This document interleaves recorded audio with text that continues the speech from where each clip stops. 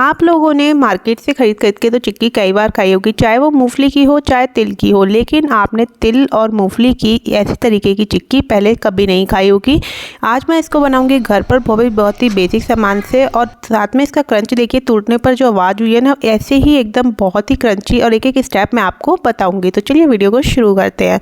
तो यहाँ पर चिक्की बनाने के लिए मैंने सबसे पहले ले ली है मूँगफली, क्योंकि यहाँ पर हम मूँगफली और तिल का इस्तेमाल करने वाले हैं। तो मूँगफली और गुड़ यहाँ पर मैंने लिया है। तो मेज़रमेंट मैं कटोरी से आपको दिखा रही हूँ कि सेम कटोरी से आपको बराबर मात्रा में आपको गुड़ और मूंगफली लेनी है। उसके बाद मैंने यहाँ पर थोड़े से तिल भी लिए हैं, मतलब गुड़ जो है आपको जितना तिल और मूंगफली मिलाकर है ना कटोरी से, उतना ही आपको यहाँ पर गुड़ लेना है। तो क्वांटिटी सबकी सेम ही रखनी है। उसके बाद यहाँ पर सबसे पहले हम मूंगफली को रोस्ट करेंगे। तो यहाँ पर अच्छे से इसको हम इस तरीके से चलाते हुए रोस्ट करेंगे, और इसकी पहचान ये है कि जब ये रोस्ट हो जाएंगी तो जो इसका छिलका है ना मूंगफली का, वो खुद ही हटने लगेगा और एक क्रैक्स आने लगेंगे छिलके में। तो जब मानिएगा आपकी जो मूंगफली है ना बहुत ही अच्छे से भून चुकी हैं। तो यहाँ पर इसी तरीके से चलाते हुए मैं भून रही हूँ।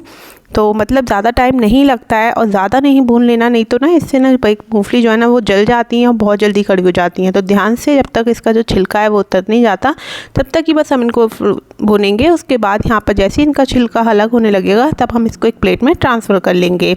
अब इसी कढ़ाई में हमें डाल लेना है तिल। तो यहाँ पर जो मैंने तिल लिए थे ना, यहाँ पर मैंने हाफ़ कटोरी तिल लिए हैं। तो यहाँ पर 1 कप मूंगफली है और हाफ़ कप तिल हैं। तो सफ़ेद जो तिल होते हैं ना मार्केट में ईजिली मिल जाते हैं, और तिल और मूंगफली तो आप जानते ही हैं सर्दियों में इतने ज़्यादा फ़ायदेमंद होती हैं कि मतलब जितना खाएं उतना कम है। और आप इस तरीके से अगर घर पे बना के खाएंगे ना, तो मार्केट से तो आप ये कभी नहीं ख़रीदने वाले हैं चिक्की को। तो यहाँ पर अच्छे से इनको, जब तक कि तिल अच्छे से चटक नहीं जाते और अच्छा सा कलर चेंज नहीं हो जाता, जब तक हम तिल को इसी तरीके से भून लेंगे। और यहाँ पर देखिए तिल भी बहुत अच्छे से चटक गए हैं, ज़्यादा जलाना नहीं है, सिर्फ हल्का सा, जब तक नहीं चटक जाते हो जब तक हम इनको भूनेंगे। फिर इसको भी मैंने एक प्लेट में निकाल लिया, और पीनट को भी, दोनों चीज़ें प्लेट में निकाल ली। अब बारी आती है, जैसे ही थोड़ी सी हमारी मूंगफली हल्की सी ठंडी हो जाएंगी ना, उसके बाद यहाँ पर हमने लिया है एक कपड़ा, मतलब इसका हमें छिलका हटाना है। तो सबसे आसान तरीका है ये छिलका हटाने का। अगर आप वैसे एक मूंगफली का हटाएंगे तो बहुत टाइम लगता है, तो आप इस तरीके से एक कोई भी मतलब ले लीजिए कपड़ा, और उसमें इस तरीके से सारी मूंगफलियों को डाल दीजिए, और इस तरीके से हाथों की मदद से इस तरीके से रब करते जाइए। तो इससे जो छिलका है ना मूंगफली का बहुत ही आसानी से उतर जाता है, बिल्कुल भी ज़्यादा मेहनत नहीं लगती।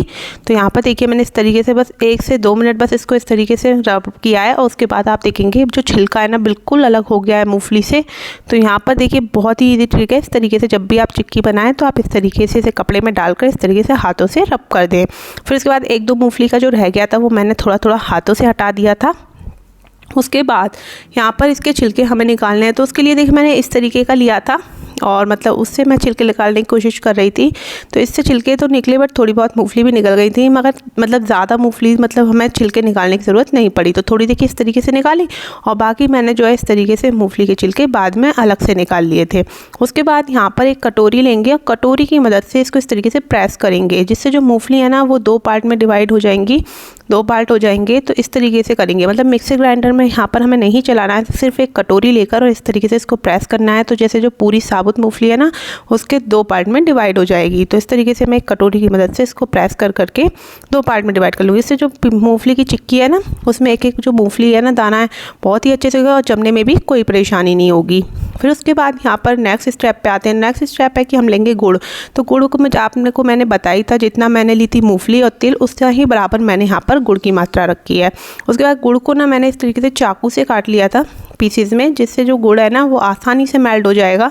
मतलब साबुत पीस नहीं डालने आपको, थोड़ा सा चाकू से काट लें। फिर उसके बाद यहाँ पर हम इसको मेल्ट होने देंगे। तो थोड़ा सा 1 से 2 चम्मच मैंने यहाँ पर पानी डाला है, और इसको हम जब तक ये मेल्ट हो रहा है गुड़, जब तक हम दूसरा काम कर लेते हैं। तो यहाँ पर हम जिस पे चिक्की जमाएंगे तो उसके लिए यहाँ पर मैंने ये ले लिया है चॉपिंग बोर्ड, उस पर अच्छे से घी लगा लूँगी। वैसे जो चिक्की है ना वो बिल्कुल भी चिपकेगी नहीं।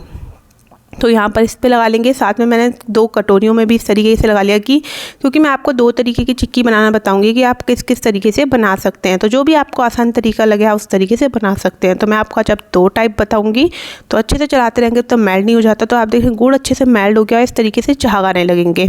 तो अब यहाँ पर टेस्ट की बारी आती है। तो यहाँ पर हम चेक करेंगे जो गुड़ है वो हमारी चिक्की के लिए अभी रेडी हुआ है कि नहीं। तो उसके लिए पानी लेंगे बाउल में और उसमें हम थोड़ी सी बूंद गुड़ की डाल लेंगे और उसके बाद जैसे वो ठंडा हो जाएगा ना, उसके बाद यहाँ पर हम उसे चेक करेंगे।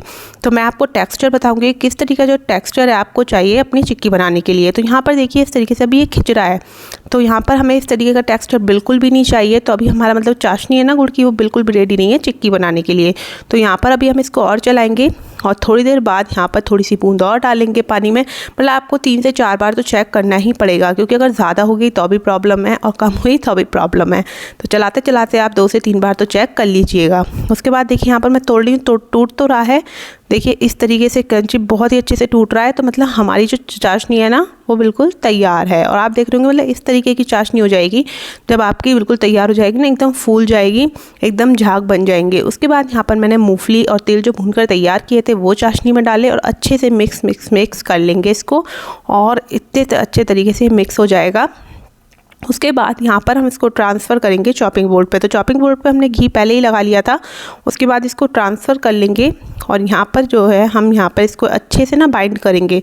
तो बाइंड मैं इसी से कर लूँगी, आप चाहें तो बटर पेपर पे हल्का सा घी लगा कर ना उस पर इसको रख के मिक्सचर को और फिर इस तरीके से बाइंड कर सकते हैं। मगर मैंने इसी तरीके से चॉपिंग बोर्ड पर कर लिया था, मतलब हल्का सा, जिससे जो है ना बहुत ही आसानी से मतलब बनने में ज़्यादा टाइम नहीं लगेगा। उसके बाद थोड़ा सा मिक्सचर हमने कटोरी में जो घी लगाया था ना उसमें डालेंगे। तो चम्मच की मदद से थोड़ा थोड़ा मिक्सचर मैंने यहाँ पर 2 कटोरियों के में लगाया था घी, दोनों कटोरी में यहाँ पर मैंने इस तरीके से मिक्सचर डाल के अच्छे से दबा दिया प्रेस करके। और उसके बाद यहाँ पर मैंने ना इसको इस तरीके से पहले चम्मच से करा और फिर समझ में नहीं आया तो हाथ से इस तरीके से आटा करते हैं ना डो, उस तरीके से इसको करके यहाँ पर हम बेलेंगे। तो यहाँ पर अच्छे से हाथ से पहले इसको तरीके गोल मतलब गोल शेप दे दी, जिससे कि बेलने में ज़्यादा मतलब मुश्किल नहीं होगी। उसके बाद यहाँ पर एक जो बेलन लेंगे उसमें हल्का सा घी लगा लेंगे, जिससे बेलन पे जो हमारी चिक्की का ये मिश्रण है ना वो बिल्कुल भी चिपके ना। उसके बाद यहाँ पर इस तरीके से गोल करके और इसको बेल लेंगे, जैसे रोटी बेलते हैं ना बिल्कुल ऐसे ही बेलना है। और पतली ही हमें यहाँ पर चिक्की रखनी है, तो बिल्कुल पतला, मतलब आप जितना पतला हो सकता है ना उतना पतला बेल लें, क्योंकि मोटी रहेगी ना तो चिक्की का वो टेस्ट नहीं आता, क्योंकि चिक्की जो हमेशा पतली ही होती है। तो उसके बाद यहाँ पर इस तरीके से बेलते जाएंगे और जितना मतलब आप बेलना चाहें पतला उतना आप जाए बेल सकते हैं। तो यहाँ पर देखिए मैंने इसको इस तरीके से बेल लिया है। तो इसी टाइम पर ना जब ये हम बेलेंगे उसी टाइम पर इसमें कट लगा देंगे, क्योंकि एक बार ये हार्ड हो गई ना फिर आप तोड़ तो इसको लेंगे मगर ये मतलब इसकी जो शेप है ना वो ख़राब हो जाएगी। अलग अलग शेप के पीसेस यहाँ पर आपके निकलेंगे। अगर आप पहले ही कट लगा लेंगे बेलने के बाद तो आपके जो पीसेस है ना एकदम अच्छे और बढ़िया निकल कर तैयार होंगे। तो यहाँ पर मैंने इस तरीके कट लगा लिया और अब इसको हम छोड़ देंगे 10 से 15 मिनट ठंडा होने के लिए। इतनी देर में ये सेट हो जाएगा। जब तक मैं ये साइड में जितना भी मैंने सामान फैलाया है वो हटा देती हूँ। तो 10 से 15 मिनट बाद हम देखेंगे तो हमारी जो चिक्की है ना वो बिल्कुल रेडी है। तो यहाँ पर हम इसको निकाल लेते हैं। तो 10-15 मिनट आप इस तरीके से पीसेस निकालेंगे ना बहुत ही आसानी से निकल जाएंगे और बहुत ही बढ़िया हमारी यहाँ पर चिक्की बनकर बिल्कुल रेडी है। तो सर्दियों में बनाएं, डब्बा भर के रख लें और जब भी मन हो मीठा खाने का तो इस चिक्की को खाएं। बहुत ही ज़्यादा टेस्टी बनी थी और खाने में तो क्या ही बताऊँ। तो मूंगफली की चिक्की या तिल की चिक्की आपने अक्सर खाई होगी, बनाई होगी, मगर इस तरीके की चिक्की आज से पहले आपने कभी नहीं खाई होगी। तो एक बार घर पर ज़रूर ट्राई करें। आप मार्केट से लाना तो भूल ही जाएंगे। और आप एक शाइन देख सकते हैं कि कितनी अच्छी शाइन आई है हमारी चिक्की में। तो मैंने थोड़ा सा 1 चम्मच घी भी डाला था तो वो मैं दिखाना भूल गई।